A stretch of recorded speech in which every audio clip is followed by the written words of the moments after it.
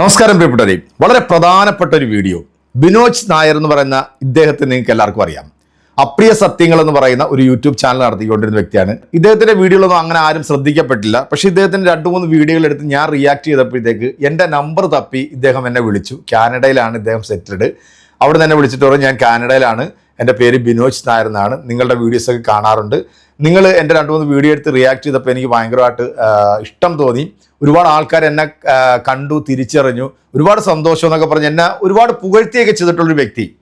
ഈ കുറച്ച് ദിവസം കൊണ്ട് ഇദ്ദേഹത്തിൻ്റെ ചില വീഡിയോകൾ കണ്ടിട്ട് പല ആളുകളും ഇപ്പോൾ സോഷ്യൽ മീഡിയയിൽ റിയാക്ട് ചെയ്യുന്നുണ്ട്. സത്യത്തിൽ ഞാൻ ഇപ്പോഴാണ് ആ ഒരു വീഡിയോ ശ്രദ്ധിച്ചത് തന്നെ. എനിക്ക് അത്ഭുതം തോന്നിപ്പോയെന്നുള്ളതാണ്. സംഘപരിവാറിനെ എവിടെ കിട്ടിയാലും തലങ്ങും വിലങ്ങും എടുത്ത് വലിച്ചു കീറി ഭിത്തിയിലൊട്ടിക്കുന്ന ഒരു സത്യസന്ധനായിട്ടുള്ള ഒരു മനുഷ്യൻ. അതാണ് ഞാൻ ഈ ബിനോജ് നായർ എന്ന് പറയുന്ന വ്യക്തിയെക്കുറിച്ച് മനസ്സിലാക്കിയത്. ഞാനോട്ട് ഒരുപാട് പ്രാവശ്യം വാട്സപ്പിൽ വീഡിയോ കോളിലും അതുപോലെ വാട്സപ്പിൽ എനിക്ക് മെസ്സേജ് അയക്കുകയൊക്കെ ചെയ്തിട്ടുണ്ട്. ഇദ്ദേഹത്തിന് നമ്മുടെ മറുനാടൻ മലയാളിയും നമ്മുടെ AB കക്കൂസ് എന്ന് പറഞ്ഞ ചാനലെല്ലാം കൂടെ ഇയാൾക്ക് സ്ട്രൈക്ക് അടിച്ചു. ആ സ്ട്രൈക്ക് അടിച്ച സമയത്തൊക്കെ എന്നെ വിളിച്ചിരുന്നു. ഞാനത് മാറ്റാനായിട്ടുള്ള സംഭവങ്ങളൊക്കെ ഞാൻ പറഞ്ഞു കൊടുത്തു. നിങ്ങൾക്കറിയാമല്ലോ, മറുനാടൻ മലയാളി എനിക്കിട്ട് തന്നത് 5 സ്ട്രൈക്കുകളാണ്.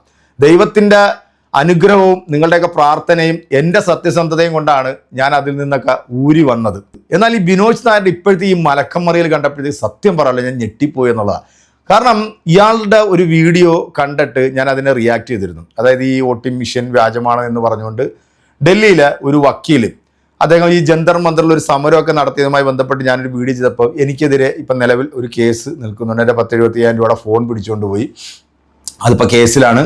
ഈ അടുത്ത ആഴ്ച അതിൻ്റെ കുറ്റപത്രം വായിക്കാൻ പോവുകയാണ്. ഞാൻ തന്നെ ഞെട്ടിപ്പോയി അതിനകത്ത് എഴുതി വെച്ചിരിക്കുന്ന വകുപ്പുകളൊക്കെ കണ്ടപ്പം. അപ്പം നിങ്ങളുടെയൊക്കെ പ്രാർത്ഥന എൻ്റെ കൂടെ ഉണ്ടാകണം. കുറ്റപത്രം വായിക്കാൻ പോകുന്നത്. അപ്പോൾ അത് എനിക്ക് ഇദ്ദേഹമായിട്ട് സമ്മാനിച്ച് തന്നിട്ടുള്ളത്. പക്ഷെ ഞാൻ എൻ്റെ സത്യസന്ധതയിൽ ഞാനത് വീഡിയോ ചെയ്തു എന്നുള്ളതാണ്.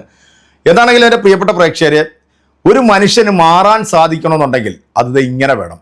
ഇത്രയും കാലം നരേന്ദ്രമോദിജിയെയും അമിത്ഷായെയും BJPനെയും എടുത്ത് വലിച്ചു കീറി ഭിത്തിയിലൊട്ടിച്ച ഒരാൾക്ക് ഇത്ര പെട്ടെന്ന് ഇങ്ങനെ മാറാൻ സാധിക്കണമെന്നുണ്ടെങ്കിൽ അതിനകത്ത് എന്തോ ട്വിസ്റ്റ് നടന്നിട്ടുണ്ട് അല്ലേ? ഇയാളുടെ ചാനലിനകത്ത് ഇപ്പോൾ ഈ അപ്രിയ സത്യങ്ങൾ എന്ന് പറഞ്ഞ ചാനൽ ഞാൻ എടുത്ത് നോക്കുമ്പോൾ അതിനകത്ത് 5-6 വീഡിയോസേ ഉള്ളൂ. 104K സബ്സ്ക്രൈബേഴ്സ് ഉണ്ട്. ഞാനുമായിട്ട് പരിചയപ്പെടുന്ന സമയത്ത് ഇദ്ദേഹത്തിന് 1000-ൽ അടുത്തങ്ങാണ്ട് സബ്സ്ക്രൈബേഴ്സേ ഉള്ളൂ. ഞാൻ ഇദ്ദേഹത്തിൻ്റെ കുറേ വീഡിയോകളൊക്കെ എടുത്ത് റിയാക്ട് ചെയ്ത് അത് കുറേ ആളുകളിലേക്ക് എത്തി. അവർക്ക് ഇദ്ദേഹത്തിനോട് വലിയ താല്പര്യമൊക്കെ തോന്നിയിട്ട് അവരെല്ലാം കയറി സബ്സ്ക്രൈബൊക്കെ ചെയ്തിട്ടുണ്ട്. ഇപ്പം നരേന്ദ്രമോദിക്കും BJPക്കും എതിരെ പറഞ്ഞിട്ടുള്ള സകലമാന വീഡിയോസും ഇദ്ദേഹം അതിനകത്ത് നിന്ന് ഡിലീറ്റ് ചെയ്ത് കളഞ്ഞു. പകരം മറ്റൊരു ചാനൽ ഇപ്പം തുടങ്ങിയിട്ടുണ്ട്. ഇനി നിങ്ങൾ ആരും ആ ചാനൽ പോയി കാണണം എന്ന് ഞാൻ ഒരിക്കലും പറയില്ല. കാരണം ഇപ്പം സംഘപരിവാറിന് വേണ്ടി അടിമപ്പണി ചെയ്തുകൊണ്ടിരിക്കുകയാണ് ഇദ്ദേഹം. എങ്ങനെ ഒരാൾക്ക് ഇങ്ങനെ മാറാൻ സാധിക്കുന്നു? ഞാൻ ഇദ്ദേഹത്തിൻ്റെ 2 വോയിസ് ക്ലിപ്പ് ഒന്ന് കേട്ടതിന് ശേഷം നമുക്ക് ആ വീഡിയോയിലേക്ക് ഒന്ന് പോവാം. എന്തൊക്കെയുണ്ട് വിശേഷം? നമുക്കൊന്നിരിക്കണ്ടേ? നമുക്ക് പലപ്പോഴും ഇരിക്കണം എന്നിങ്ങനെ പറയുന്നെങ്കിൽ നമുക്ക് സമയം കിട്ടിയിട്ടില്ല.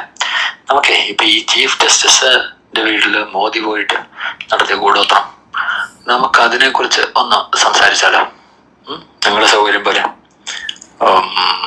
അത് ഈ ജുഡീഷ്യറിയുടെ പിന്നിൽ നടക്കുന്ന കുറെ കള്ളക്കളികൾ, നമുക്ക് അതിനെ കുറിച്ച് സംസാരിച്ചാലോ? നിങ്ങളുടെ സൗകര്യം പോലെ പറയൂ. ഹലോ, അതെ, എനിക്ക് നമ്മുടെ കോപ്പിറൈറ്റ് സ്ട്രൈക്ക് മാറ്റുന്ന ഒരാളുണ്ടെന്ന് പറഞ്ഞില്ലേ, എനിക്ക് അങ്ങനെ പേരും നമ്പറും ഒന്ന് തരുമോ? ഒന്ന് കോണ്ടാക്ട് ചെയ്യാൻ വേണ്ടിട്ടാ. ഒന്ന് തരണേ, സൗകര്യം.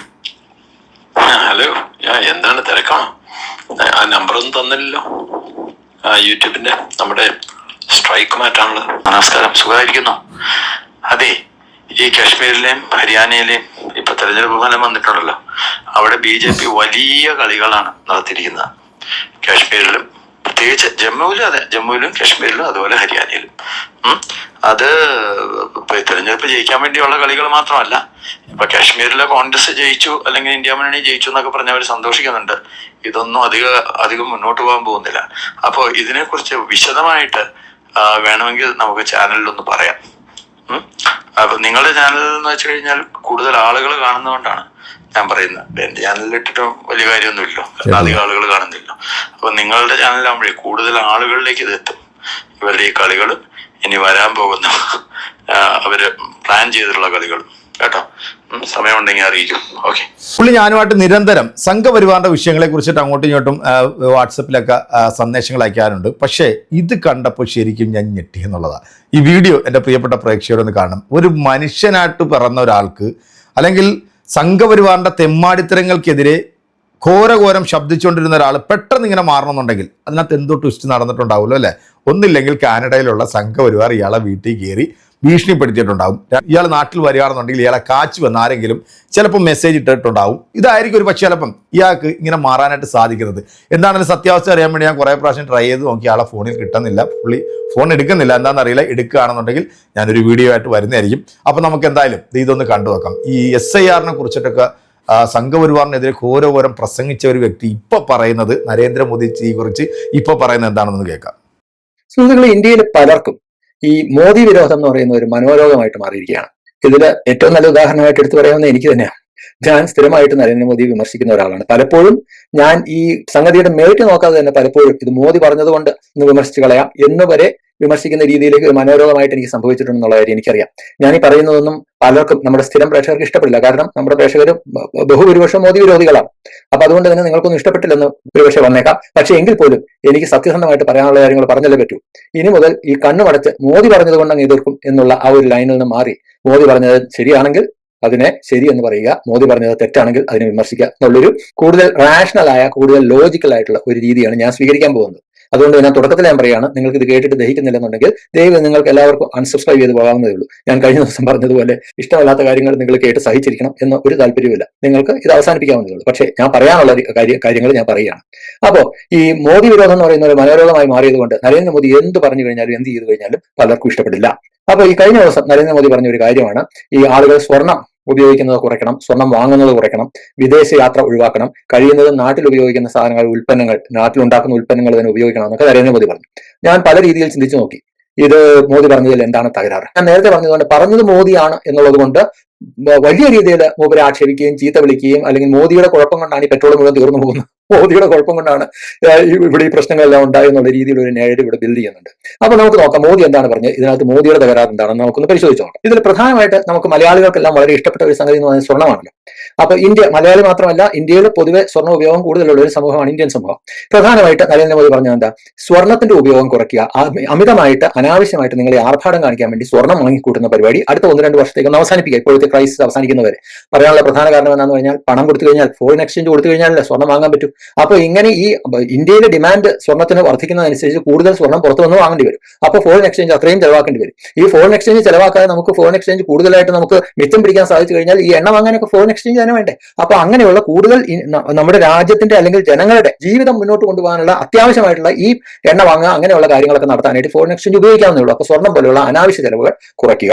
നരേന്ദ്രമോദി പറയുമ്പോൾ അത് വിമർശിക്കപ്പെടുന്നു എന്നുള്ളത് തീർച്ചയായിട്ടും ഞാൻ ഇത്രയും കാലം വിമർശിച്ചിരുന്നത് കൊണ്ട് തന്നെ എനിക്കറിയാം അതിന്റെ പിന്നിൽ ഒരു രാഷ്ട്രീയമുണ്ട്. അല്ലെങ്കിൽ ഞാൻ നേരത്തെ പറഞ്ഞതുപോലെ ഈ ഒരു മാസം മുമ്പ് തന്നെ കേരളത്തിന്റെ പബ്ലിക് ഇൻഫ്രാസ്ട്രക്ചർ, അതുപോലെ യാത്ര ചെയ്യാനുള്ള ഗതാഗത സൗകര്യങ്ങൾ, പബ്ലിക് ട്രാൻസ്പോർട്ട്, ഇതെല്ലാം എത്ര മനോഹരമാണ്, എത്ര നന്നായിട്ടാണ് പിണറായി വിജയന്റെ 10 വർഷം കൊണ്ട് കേരളം ജപ്പാനെ പോലെ ആയി എന്നൊക്കെ പറഞ്ഞ ആളുകളാണ് പ്രധാനമന്ത്രി ഇത് പറയുമ്പോൾ അയ്യോ കേരളത്തിൽ ഈ സൗകര്യങ്ങളൊന്നുമില്ല, ആളുകൾക്ക് ബസ് കാത്ത് നിൽക്കാൻ വയ്യ, ട്രെയിൻ കാത്ത് നിൽക്കാൻ വയ്യ. അപ്പൊ ഇതിൽ ഏറ്റവും കൂടുതൽ വേണ്ടതെന്ന് വെച്ചാൽ ഈ രാഷ്ട്രീയത്തിന് മുകളിലായിട്ട് രാഷ്ട്രത്തിന്റെ നന്മ അല്ലെങ്കിൽ രാജ്യത്തിന്റെ നന്മ പ്രയോറിറ്റൈസ് ചെയ്യാൻ സാധിക്കുമെന്നുണ്ടെങ്കിൽ ഈ പറഞ്ഞതിനൊന്നും പ്രശ്നമില്ല. അപ്പൊ ഇത് പറയുന്നത് നരേന്ദ്രമോദിയാണ് എന്നുള്ളത് കൊണ്ട് മാത്രം അങ്ങ് വിമർശിച്ച് കളയാന്ന് പറയുമ്പോൾ ഞാനിത് പലപ്പോഴും ചെയ്തിട്ടുള്ളത്, അതുകൊണ്ടാണ് ഞാൻ കൃത്യമായിട്ട് പറയുന്നത്.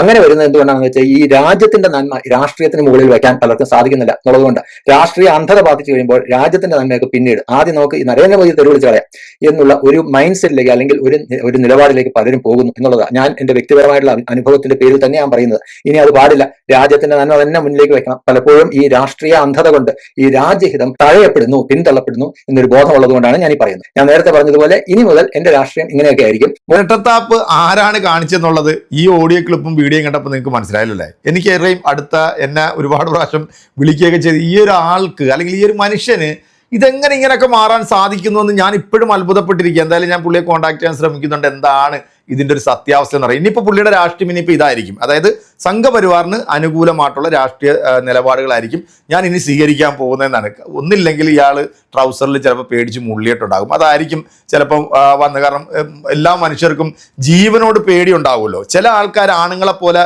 പൊരുതി അങ്ങ് നേരിടും, ചില ആൾക്കാർ സവർക്കറിനെ പോലെ ഷൂ അല്ല അങ്ങ് എവിടം വരെ നക്കാവോ അവിടം വരെ നക്കി വെളുപ്പിക്കുന്ന സ്വഭാവം കാണിക്കും. അത്തരത്തിൽ ഒരു സ്വഭാവക്കാരനായിട്ട് എൻ്റെ പ്രിയ സുഹൃത്ത് മാറിപ്പോയി എന്ന് ഓർക്കുമ്പോഴത്തേക്ക് ഒരുപാട് സങ്കടം തോന്നുന്നുണ്ട്. ഈ വീഡിയോ നിങ്ങൾ കാണുന്നുണ്ടെന്നുണ്ടെങ്കിൽ തീർച്ചയായിട്ടും ഇതിനൊരു റിയാക്ഷൻ വീഡിയോയും ഞാൻ പ്രതീക്ഷിക്കുന്നുണ്ട്. എന്തുകൊണ്ട് നിങ്ങളിങ്ങനെ മാറി എന്നുള്ള റീസൺ, നിങ്ങളെ സപ്പോർട്ട് ചെയ്ത, നിങ്ങളെ ഇത്രയും കാലം പിന്തുണച്ച ആളുകൾക്ക് ഒന്ന് അറിയേണ്ടതുണ്ട്. അതുകൊണ്ടാണ് ഞാനിപ്പം ബിനോയ് സാർ നിങ്ങൾക്കെതിരെ ഇപ്പം ഇങ്ങനെ ഒരു വീഡിയോ എനിക്ക് ചെയ്യേണ്ടി വന്നത്. നിങ്ങളുടെ കമൻറ്റുകൾ അറിയിക്കുക. അപ്പോൾ അടുത്തൊരു വീഡിയോ നമുക്ക് വീണ്ടും കാണാം.